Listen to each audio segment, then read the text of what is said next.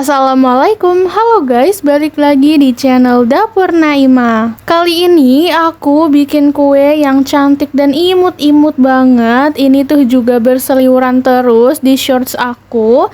Ini dia Thailand mini cake ala Dapur Naima. Kue ini tuh rasanya enak, tampilannya cantik, dan teksturnya juga lembut, gak bikin seret sama sekali. Di sini aku menggunakan base cake yang simple dan ekonomis, cuma pakai 4 telur aja. Adonannya juga fleksibel, bisa dikukus ataupun dipanggang. Untuk membuat Thailand mini cake ini modalnya juga murah banget, jadi cocok untuk dijadiin ide jualan dan bisa juga kalau mau dijadiin oleh-oleh. So, kalau kalian mau tahu resep lengkapnya, ditonton videonya sampai habis. Langkah pertama untuk base cake-nya, di sini sudah aku masukkan 4 butir telur utuh, lalu 220 gram gula pasir.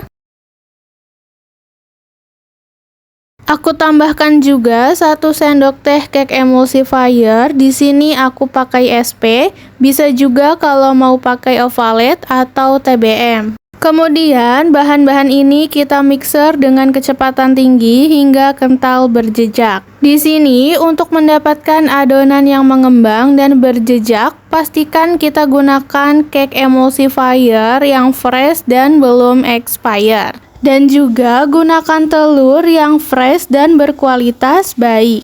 Nah, kalau adonan sudah putih kental berjejak kayak gini, bisa kita matikan mixernya dan lanjut kita masukkan 300 gram tepung terigu protein sedang.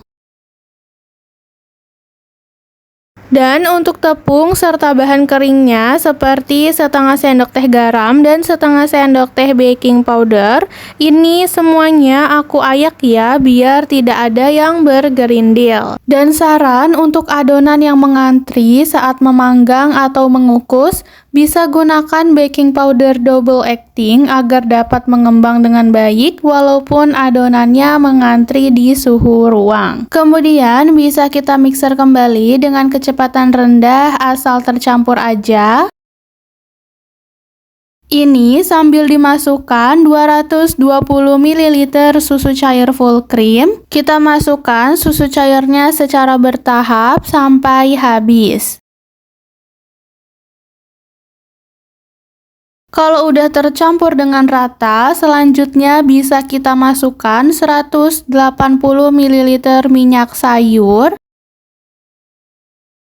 Lalu bisa kita aduk rata menggunakan spatula dengan metode aduk balik hingga semua bahannya tercampur dengan rata. Pastikan minyaknya itu benar-benar tercampur dengan rata ya, dan tidak ada yang mengendap di dalam adonannya supaya kuenya nanti tidak bantet.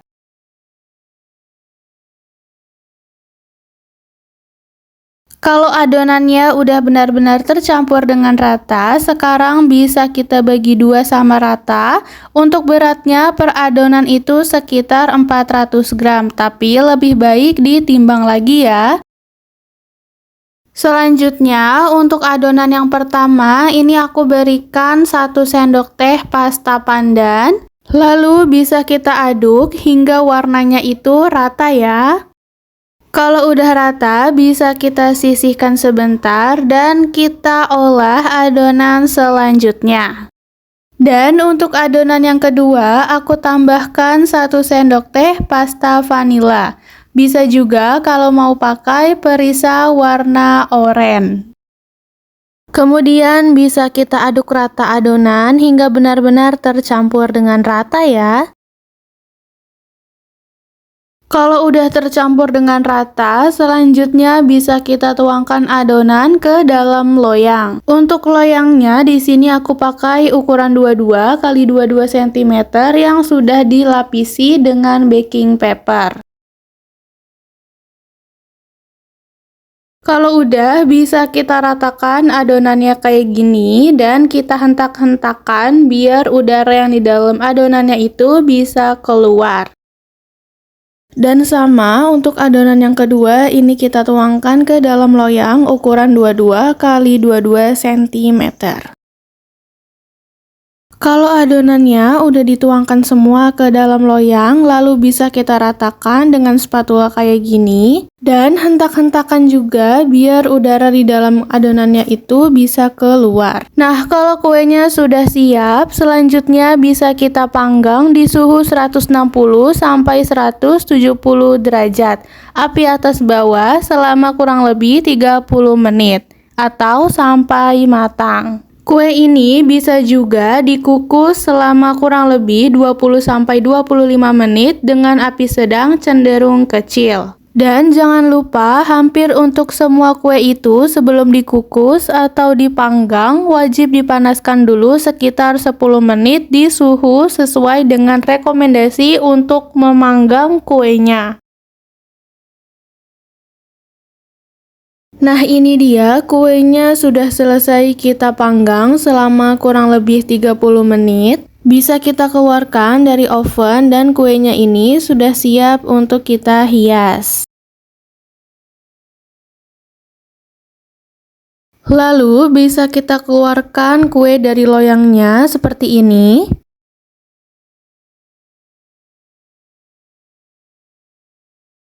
Dan bisa kita lepaskan baking papernya, bisa dilihat ya warnanya itu cantik banget. Kita balik lagi kuenya kayak gini dan bisa kita potong sesuai dengan ukuran cetakan yang kita pakai. Bisa juga kalau kalian mau pakai plastik OPP ya. Ini kita lakukan hal yang sama untuk kue yang kedua yang diberikan dengan pasta pandan. Nah, selanjutnya kalau semua kue sudah kita potong, lalu bisa kita masukkan kuenya ke dalam cetakan kayak gini. Kita tekan-tekan, pastikan kuenya itu sampai dasar. Kalau udah bisa kita berikan whipped cream di atasnya. Lalu kita lapisi lagi dengan kuenya.